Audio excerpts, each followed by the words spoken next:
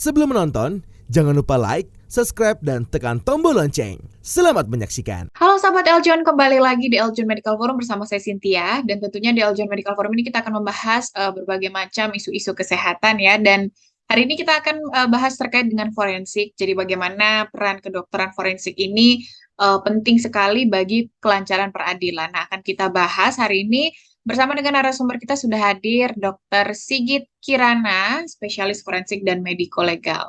Hari ini kita bahas peran kedokteran forensik bagi kelancaran peradilan ya, Dok? Ya, boleh, boleh. Oke. Nah, mungkin saya mulai dokter dari sebetulnya bagaimana sih dok peran ilmu forensik ini dalam proses peradilan, dalam kasus-kasus kematian gitu ya dokter? Silakan dok. Ya, oke. Jadi pertama kali ya sebenarnya kalau kita berbicara ilmu forensik itu nggak hanya di bidang kedokteran sih. Nah, ilmu forensik itu adalah semua ilmu yang ditujukan untuk membantu kepentingan peradilan. Jadi tidak hanya ilmu kedokteran sebenarnya. Kalau di kedokteran namanya kedokteran forensik. Tapi ada lagi tuh di bidang yang lain. Misal ada PPATK ya yang untuk menelusuri aliran dana itu. Di situ yang bertugas adalah forensic accounting, akuntansi forensik. Nah, jadi bagaimana ilmu akuntansi digunakan untuk membantu peradilan aliran dananya seperti itu. Terus ada lagi misal ilmu kimia forensik gitu. Misal bom gitu ya. Bom ini jenisnya apa, bahannya apa saja. Nah, itu yang tahu kan orang kimia. Jadi di situ namanya kimia forensik. Balistik forensik untuk senjata api. Ini senjata api anak pelurunya dari senjata jenis apa. Biologi forensik dan lain sebagainya. Nah, kebetulan kalau dokter itu membantunya di bidang ilmu kedokteran forensik gitu sih. Jadi kalau kita berbicara ilmu forensik sebenarnya sangat luas gitu. Oke. Kalau kedokteran spesialis forensik dan mediko legal ini sendiri, dokter perannya gimana dokter dalam proses peradilan kematian gitu ya dokter untuk Ya, khusus untuk kedokteran? oke. Jadi kalau kita berbicara manusia, kalau ada kejahatan yang ditujukan kepada manusia, baru nanti yang apa namanya yang membantu adalah dari dokter. Dalam hal ini adalah ilmu kedokteran forensik. Nah, terus kemudian perlu diingat juga bahwa kalau kita berbicara forensik itu tidak hanya untuk korban mati sebenarnya. Kan orang melakukan apa yang mengalami penganiayaan, mengalami kekerasan, itu kan tidak harus sampai mati kan begitu. Betul. Pengalaman saya ketika saya berpraktek forensik itu 80 sampai 90% kasus itu malah hidup korbannya. Jadi ini dibedakan. Kalau dia masih hidup, berarti kita membantu polisi, membantu penyidik untuk mengetahui kualifikasi luka. Berarti luka ringan, luka sedang atau luka berat sih gitu. Kalau ini sudah meninggal, baru kita mencari sebab kematiannya apa, berapa lama dia mati dan lain sebagainya. Jadi tergantung korbannya itu masih hidup atau sudah mati gitu. Bahkan kalau cuma ditemukan adanya kerangka, nah kita juga bisa membantu kira-kira kerangka ini identifikasinya bagaimana, apakah dia laki-laki, perempuan, usianya berapa, perkiraan panjang tubuhnya berapa, dan lain sebagainya. Jadi tergantung konteksnya sih. Oke. Berarti bantuan dari kedokteran forensik sendiri nih dok, apa saja dok? Mulai dari menentukan penyebabnya kah atau apa saja dok? Nah, jadi kalau kita bicara bantuan, intinya begini, forensik itu, kalau kedokteran forensik itu berarti tugasnya adalah memperterang sebuah perkara, ya kan? Jadi ini ada perkara nih, ke polisi belum jelas perkaranya apa. Kedokteran forensik masuk untuk memperterang perkara itu. Misal yang ditemukan itu kerangka, berarti kita bertugas untuk mengidentifikasi kira-kira ini kerangkanya laki-laki atau perempuan, usianya berapa, kemudian panjangnya berapa. Dan dengan berdasar itu, maka penyidik atau polisi bisa bergerak untuk kelanjutan dari perkara ini. Kemudian kalau ada korban yang meninggal, kira-kira ini meninggalnya karena apa? Sebab kematiannya apa? Kalau dia karena pukulan, pukulan benda tajam, pukulan benda tumpul misal di kepala, benda tumpulnya yang seperti apa? Nah, gitu. Jadi kita tugasnya membantu pihak kepolisian, penyidik untuk memperterang perkara gitu. Jadi bantuan apapun gitu ya bisa bisa kita berikan sepanjang itu dapat digunakan kepolisian, penyidik untuk membantu memecahkan perkara yang sedang ditangani. Jadi banyak sekali sebenarnya. Oke, kalau mungkin bisa dijabarkan prosesnya gitu ya dok, pada saat ada kasus penganiayaan atau apapun itu ya dokter, gimana dok biasanya awal mulanya dokter forensik ini seperti apa bertugasnya gitu dok? Ya, jadi kalau penyidik dalam ini polisi membutuhkan peran forensik, membutuhkan peran dokter, itu sebenarnya penyidik akan membuat surat permintaan. Surat permintaan secara resmi tertulis kepada dokter untuk melakukan sebuah pemeriksaan pada korban. Nah, dengan berbekal surat itu, maka dokter memiliki kewenangan dan tugas untuk memeriksa korban yang sesuai dengan apa yang ditulis dalam surat permintaan tadi. Nah, misal, lukanya di mana, ada berapa lukanya, luka ini karena kekerasan tajam atau kekerasan tumpul, kemudian sudah berapa lama luka ini menyebabkan apa, terus sehingga nanti terakhirnya, ini kualifikasinya lukanya berat karena mengancam nyawa, ini berat karena menyebabkan kelumpuhan, ini berat karena menyebabkan keguguran misal. Nah, kemudian setelah kita melakukan pemeriksaan, kita menyusun sebuah laporan. Laporan ini yang disebut dengan visum et repertum. Jadi visum et repertum ini kami dibuat oleh dokter untuk menjawab tadi surat permintaan visum yang pertama dibuat oleh penyidik untuk dokter. Gitu. Jadi visum inilah yang kami serahkan kepada pihak penyidik atau polisi. Gitu sih, secara umum begitu sih, secara gampangnya begitu. Oke, berarti nanti mungkin visum ini jadi alat bukti juga ya dokter ya untuk kasusnya. Betul, dari pengadilan betul. Tapi apakah bisa mungkin ditentukan dok, lukanya ini dari sendiri kah atau mungkin dari benturan orang lain, itu bisa nggak sih dok membedakannya dok? Iya, ini yang sulit ya.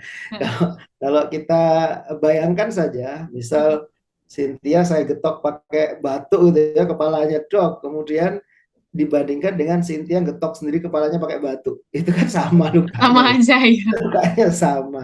Jadi kita sudah melihat luka itu akibat dari apa gitu, dari kekerasan tajam, kekerasan tumpul atau kekerasan lain. Tapi untuk siapa yang melakukan, nah ini agak sulit memang. Tapi kita bisa memperkirakan apakah tubuh ini mendekati benda atau benda yang mendekati tubuh, itu kita masih bisa memperkirakan.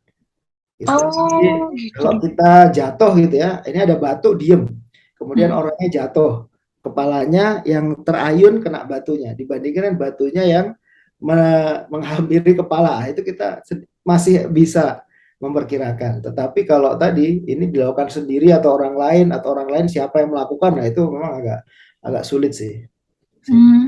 Oke. Kalau itu yang tadi bisa ya dok ya, itu gimana dok? Kita bisa memperkirakan, ada tanda-tandanya itu ada gitu. Oke. Nah dok, dokter forensik ini bertugasnya tuh dimulai dari TKP kah dokter gitu, atau kalau misalnya di TKP tuh apa yang mungkin dilakukan gitu dok? Ya, kalau kita diminta ke TKP sebenarnya bisa saja, karena di pendidikan kita sudah diajari juga bagaimana cara melakukan olah TKP. Kalau Cynthia mungkin pernah lihat film-film CSI yang di luar negeri itu kan, dokter forensik kan juga turun tuh ke TKP untuk melihat, untuk membantu sebenarnya. Polisi sendiri sebenarnya sudah punya tim untuk melakukan olah TKP, itu sudah punya kalau di Indonesia. Jadi tergantung sistem penyelidikan kematiannya itu bagaimana, mungkin tiap-tiap negara beda. Tapi kalau ditanya apakah dokter forensik pernah diajak atau perannya di TKP, pernah juga, bisa juga kita diajak untuk berdiskusi dengan tim dari penyidik kepolisian, penyelidik, melihat. Jadi misal ada cipratan darah, apakah itu cipratan darah dari arteri atau cipratan darah dari vena, itu gambarannya berbeda.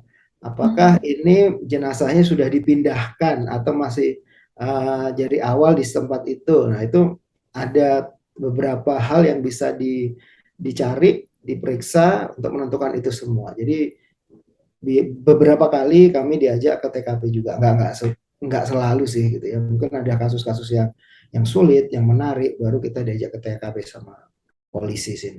Bisa. Oke. Kalau dalam prosesnya mungkin bekerja sama dengan dokter yang lain juga nggak, Dok? Atau hanya forensik saja, Dok? Oh iya, jadi kalau dokter forensik itu nggak bisa berjalan sendiri ya, pasti butuh bantuan atau kerjasama kolaborasi dengan dokter-dokter yang lain. Contohnya begini, ketika kita apa namanya memeriksa ini ada luka gitu ya, apakah luka ini terjadi saat dia masih hidup atau saat sudah meninggal? Nah, itu dari pemeriksaan fisik saja, dari mata dokter forensik itu bisa lah kita memperkirakan. Tapi untuk lebih yakinnya, kita butuh sebuah pemeriksaan penunjang. Nah, ini disebut pemeriksaan patologi anatomi. Ini dilakukan di laboratorium, dilakukan apa namanya pembuatan preparat dan nanti akan dilihat di bawah mikroskop. Dan ini dilakukan oleh dokter spesialis patologi anatomi untuk memastikannya apakah luka itu terjadi saat masih hidup atau sudah meninggal. Nah, itu contohnya. Kemudian kita juga bisa apa namanya mengirim korban misal ke apa namanya radiologi untuk melakukan ronsen. Oh, apakah ada patah tulang atau tidak kalau korban masih hidup. Oh, ada CT scan misal apakah ada kelainan dari otaknya, apakah ada gegar otak, apakah ada apa retakan tulang dan lain sebagainya. Nanti dokter radiologi akan mengeluarkan apa ekspertisnya. Nah, kami dari forensik akan merangkum itu semua dalam sebuah visum. Yang dari keterangan dari patologi anatomi, dari radiologi, nanti akan dirangkum, kami sesuaikan, bukan terus kami apa tarik benang merah antara pemeriksaan fisik yang tadi sudah kita lakukan dengan hasil-hasil pemeriksaan tadi. Nah, itu yang kadang bukan yang kadang yang seringnya butuh waktu gitu. Jadi apa namanya berapa lama sih visum diselesaikan? Ya kita nggak bisa memastikan ya, tergantung tadi kecepatan pemeriksaan penunjang tadi. Dan itu memang takes time gitu, nggak bisa langsung cepat gitu, nggak bisa. Karena kita tetap harus berhati-hati sih ketika mengeluarkan pernyataan di visum itu sih. Oke. Tapi bisa ditentukan juga mungkin ya, Dok, lukanya sudah berapa hari gitu ya, Dok, penganiayaan. Bisa. Kita ngomong perkiraan ya.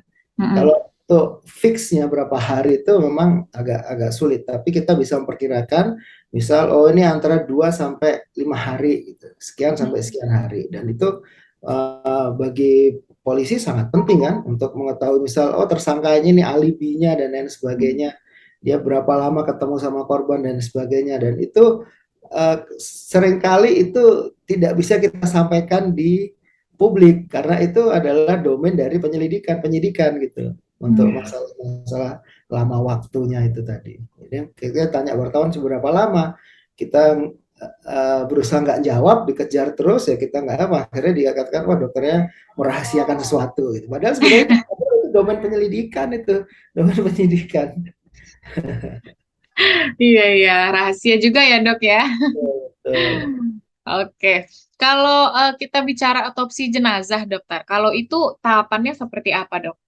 Ya, yang pertama tadi sudah saya sampaikan, kalau kita akan melakukan pemeriksaan ya, dalam hal otopsi harus ada surat permintaan dari penyidik ya. Jadi otopsi itu diminta oleh penyidik untuk kepentingan peradilan.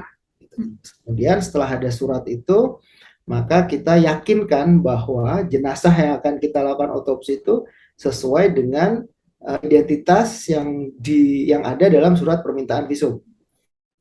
Nah, karena kan di rumah sakit itu di kamar jenazah, terutama di kota besar, di kamar jenazah itu ada lebih dari satu jenazah sih. Kita nggak bisa apa namanya sembarangan, jangan sampai keliru gitu. Harusnya jenazah A yang diotopsi, kita otopsi jenazah B, wah bisa dituntut kita sama apa keluarganya. Kita pastikan dulu. Kalau sudah oke, sudah fix, baru selanjutnya kita lakukan pemeriksaan luar. Pemeriksaan luar itu mulai dari head to toe gitu ya, mulai dari kepala sampai ujung kaki gitu. Itu pelan-pelan, apakah ada lukanya, apakah luka itu memar, lecet, pelan-pelan kita sampai ini dulu. Terus kemudian berikutnya ini sudah kita pastikan ya ini jenazah, jangan sampai kita periksa ternyata masih hidup orangnya. Ya, kemudian setelah kita lakukan pemeriksaan semua, dari pemeriksaan luar sudah, baru kita menginjak ke pemeriksaan dalam, otopsi. Nah, itu juga seringkali jadi bahan pertanyaan tuh. Misal ada luka tusuk di perut, kenapa kok kepalanya dibuka, gitu kan, Sin ya? Betul Nggak dok. ada hubungannya sebenarnya di perut sama Mm-mm. di kepala. Nah, itu juga kita memastikan, kita ini dokter forensik itu selalu curiga sih. Jadi kita tuh selalu punya waham curiga. Maksudnya gini, jangan-jangan dia dipukul kepalanya dulu tuh baru ditusuk. Iya. Atau yang kecelakaan, jangan-jangan dia dibunuh dulu baru dibuang di jalan kemudian keterabak sama mobil. Jadi kita harus pastikan bahwa memang di semua organ itu apa namanya ada nggak relate-nya dengan uh, luka yang mematikan itu. Gitu. Jadi kita harus memastikan kalau dia lukanya di perut, oh dia ada apa namanya darahnya banyak. Ketika darah banyak keluar di perut, itu di otaknya itu juga terjadi perubahan. Nah, di situ kita bisa memastikan, oh benar nih lukanya keluar darah banyak saat masih hidup, sehingga buktinya apa? Di otak ini terjadi perubahan seperti ini, di jantung terjadi perubahan seperti ini, di hati perubahan seperti ini. Jadi itu ada benang merahnya. Dari situ kita bisa yakin, bisa memastikan bahwa betul tadi misal luka tusuk di perut itulah yang menyebabkan kematian.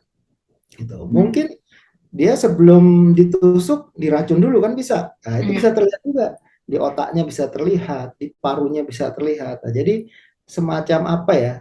Curiosity-nya dokter forensik itu tinggi. Jadi nggak mudah percaya. Jadi harus kita buktikan semua. Nah, cuman nanti hati-hati sih kalau misal punya pacar dokter forensik jangan sampai bukalah dadaku kalau nggak percaya dibuka aja. Karena kerjaannya belah dada. Karena karya Siti-nya tadi ini ya dok ya. Oke. Kalau kayak gitu dok, berapa lama ya dok ya? Belum yang dari kepala sampai ke kaki, mulai di apa ya secara teliti gitu dok.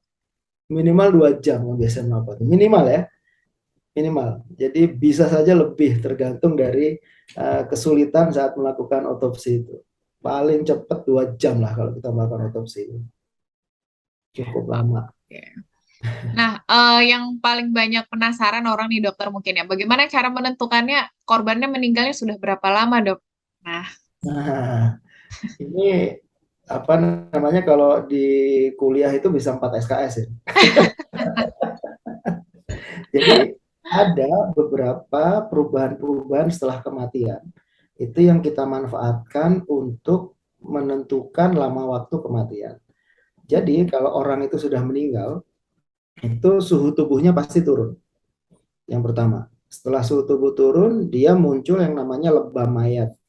Lebam mayat itu warna kebiruan, itu pada daerah atau pada tubuh yang berada pada paling bawah. Karena darahnya kan turun tuh, darah turun ke bagian yang paling bawah, terus itu mengendap. Nah, di situ ada lebam mayat. Setelah itu kaku mayat, ya kan kaku. Jadi kalau jenazah sudah lebih dari 1-2 jam tuh mulai kaku tuh matanya, ini kelopak matanya kaku, rahangnya kaku, tangannya kaku sampai apa namanya tungkainya kaku.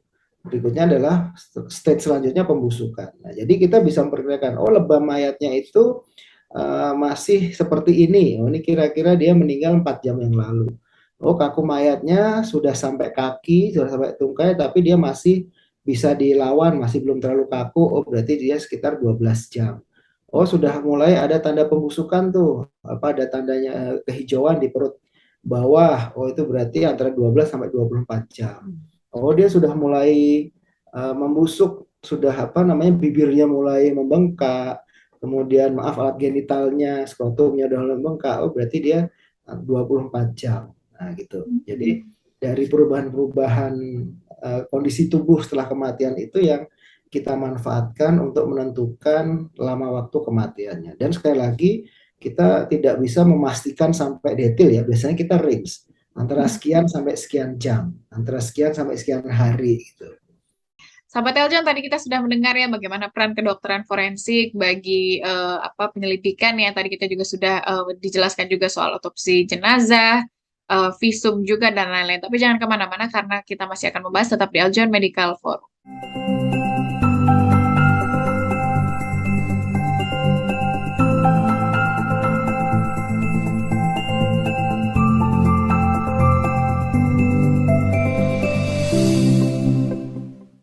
Hai, saya Putri Anggreni, perwakilan dari DKI Jakarta 2. Jangan lupa like, comment, and subscribe. Terima kasih.